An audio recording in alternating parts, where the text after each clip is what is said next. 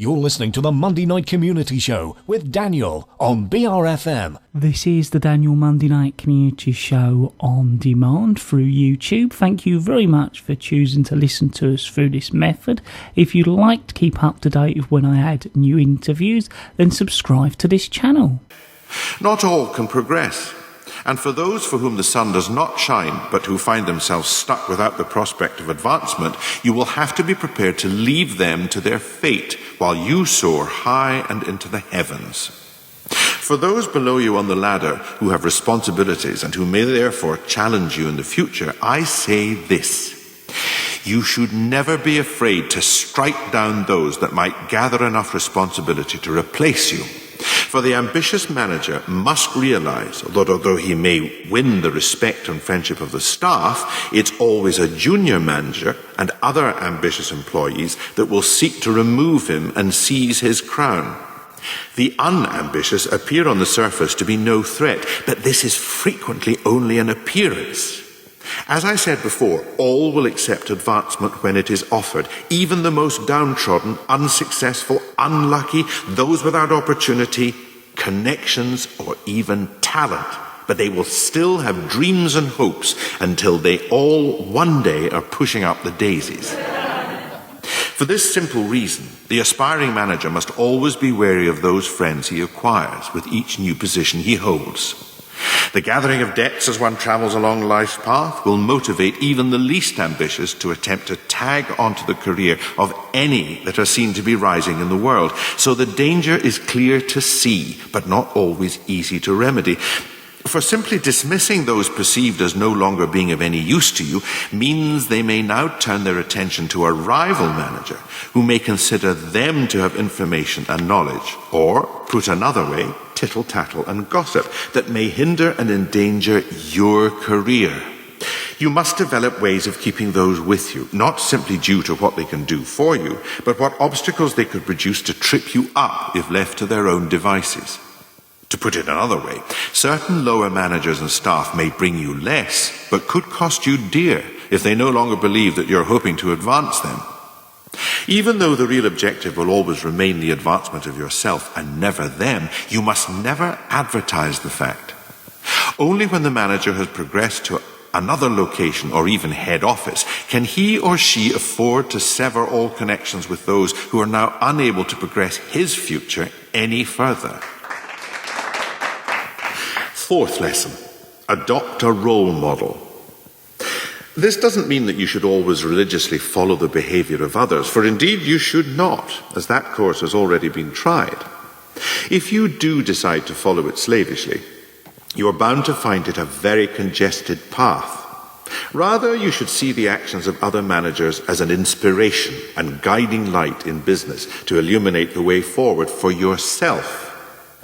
The trick, if I might be so bold as to suggest, is to take the successes and failures of others as a benchmark for your own actions. I once overheard an old manager instructing a new younger man experienced in the ways of business about his appearance and how to improve the view the world might have of him. The younger man was advised to dress as if he was already the chairman of the board, even though he was many rungs below on the corporate ladder. The older man explained that appearances were often a starting point for the perception of power and influence, the role of the manager being a part to be performed, his shirt, tie and suit, the costume the starring actor needed to be seen in. The younger man ignored this sound advice, never appearing like the future chairman of the board, and subsequently, he never was. Lesson 5. The worse the situation is, the greater the opportunity for advancement. For this is obvious, but not so obvious that it shouldn't be mentioned. In locations where all is running smoothly, change will frequently be difficult to implement. This is because too many are benefiting from the current arrangement, and those that are will always resist such alterations at every turn.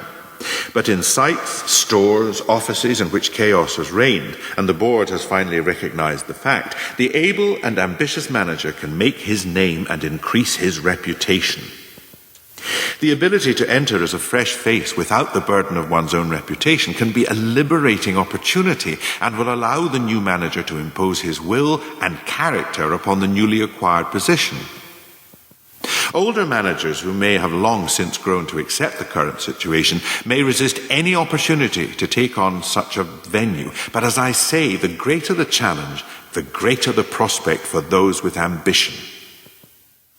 Because it's true to say that people, all people, are forged by the circumstances of the times in which they live, and without the disruption that comes in all businesses, it will never be possible for any manager to progress. So, the struggles that may destroy one manager's career are often the very same struggles upon which a second manager may establish himself. Therefore, another's problems are to be grasped and made your own, so that you may overcome those difficulties and excel and flourish in your own success. Sixth lesson. I consider it of the highest necessity to be independent, even within the corporate structure, with reference to one's own resources. This may not always be a reliance on funds, but will certainly be a reliance on connections. The manager's ability to pick up the phone and make it happen will assuredly mean more to the board than his or her ability to pass an audit or issue purchase order numbers. But the manager who is constantly reliant on the connections and personal relationships of others will never be able to rely upon himself, and at the very first missed delivery, change order or broken contract, he will be instantly weakened and his position vulnerable. Any manager who puts his faith in the actions of others will find that his career lives or dies on the reliability of those that will occasionally let him down.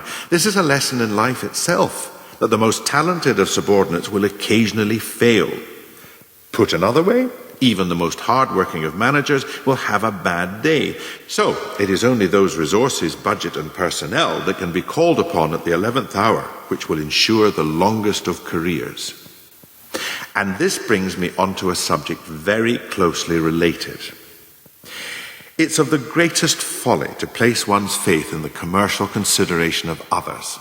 A firm that's brought in on a contract to fulfill some function or service will never have you or your company's best interest at heart. For how can they? Their interest will always be themselves and the completion of the contract in the shortest time, which will provide for them the greatest of profit. You will, by definition, always be second, for the world of business is a lonely one, and the manager must never forget that all such relationships are only ever based on and maintained by need. The manager requires a service in some form to be carried out. The contractor's major concern will always be the next contract. How can it be otherwise? All contracts come to an end. No business arrangement will last forever. All companies will one day cease trading, go under, or be consumed by a larger entity. So loyalty is an illusion in which any manager should be reluctant to believe, and those who do believe that they trade through the goodwill of others will eventually be disappointed and redundant. For the relationship between contractor and employer is never an equal one, and the contractor knows it. For others will appear to rival him, as you yourself may also be challenged by others on the corporate ladder. For the manager faces great danger when he brings a member of a rival firm deep within his own ranks, because that is what he will be doing if he makes such an error. The contractor, as I have said, has no long-term stake in the contract and will see no future with it, as the contract will at some point in the future be given to others.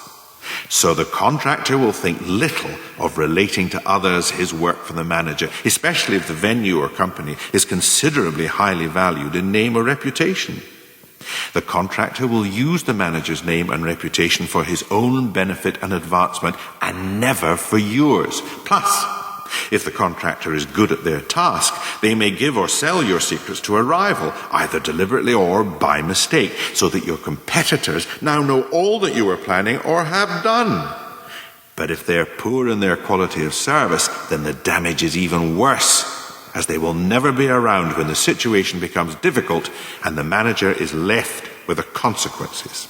So, for all the reasons that I've just said, I say that contractors are short-term, serve their own needs, sow disunity within the staff, and seek to finish in the shortest, least expensive fashion possible. The value to the aspiring manager is debatable at best, with nothing but the guarantee of endless call-out fees to repair the damage the contractors have left in their wake. They promise anything you wish to hear at the start of the contract, and as soon as you've signed, they begin looking for the next one. For those reasons, I consider the age-old view of only using your own staff hired by the firm who have shown many years of loyal service to the company and its values to be the wisest cause to follow.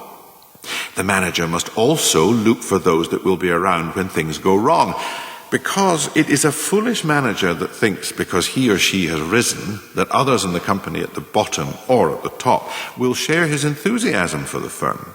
The truth is that almost all the employees' first thoughts on Monday morning is how to get away early on Friday afternoon, and many in the boardroom share that view. So only those that feel that they will have to face the consequences of failure will ever have the manager's best interests at heart.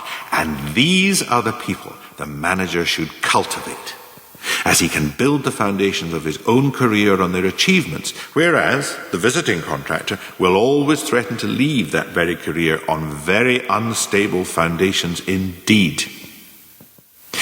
With all those considerations taken to heart, I say the strongest manager is the one who can rely upon his own talent, ability, team, connections, and work carried out that he alone has influence over. Those who do not base their career path so clearly run great risks and will find their road to the boardroom a very rocky road indeed. Lesson number 7. Do not be too eager to advance unless you know all the lower positions prior to your own progression. To put it in a simple format, there are those who are promoted to manager through the decisions of others who may find themselves with their name on the door, but not the ability to keep the office. But those that climb the greasy pole through their own efforts, even if those efforts could be called underhand, cunning and devious, will find it easier to remain with their name on the very door that they covet. For those to whom position is given rather than taken, those who are advanced, unlike those distrusted, those for whom an older manager believes the sun radiates from, rather than one who rises by stealth, ascend quickly but then descend even faster. Because it's a struggle of the climb that makes the climber, and not taking the escalator to get there. For it's only the manager that has had to learn from not only his own mistakes, but also the mistakes of others, who can hope to minimize those errors once he has risen to such a position. Many have been elevated above the station that nature had assigned for them, to a position in which their failings and weaknesses became all too evident. Sometimes it's only a wise man that knows what he's good at and what he is not. And for his own contentment in life, it may often be better to temper one's ambition with one's self-knowledge. For the burden of success is sometimes a very heavy one to bear. 8th point to bear in mind. The ambitious manager would be wise to remember those beaten in the promotion stakes. For some try, understandably, to bring in those defeated and make them friends, keeping them on side. This, on the surface, appears a clever move, but the dangers of such a course are clear for all to see. Firstly, the newly positioned manager feels it is prudent to keep rivals close so that he may keep an eye on those whose motivation was to acquire the position the manager now has. And second, the belief that the closer their rivals are kept, the less of an opportunity a potential may have to cause mischief and so threaten a blossoming career. Those ideas are both wrong and should not be pursued, because it is only the successful manager who forgets the disappointment of failure. Those who've had their ambitions quashed will not, for envy is a natural emotion and all possess it. And the drive to try again, learning from the lessons of defeat, is equally natural. So the successful will be unable to trust those he has beaten into second place, whereas those defeated now have a focus upon which to target their frustrations.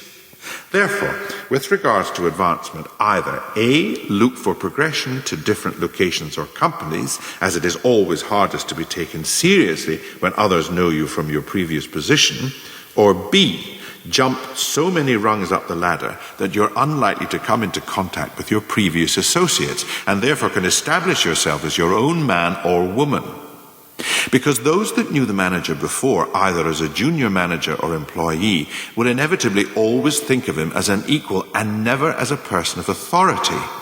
He will never hold position or rank over them, and so they will never fully respect him or her.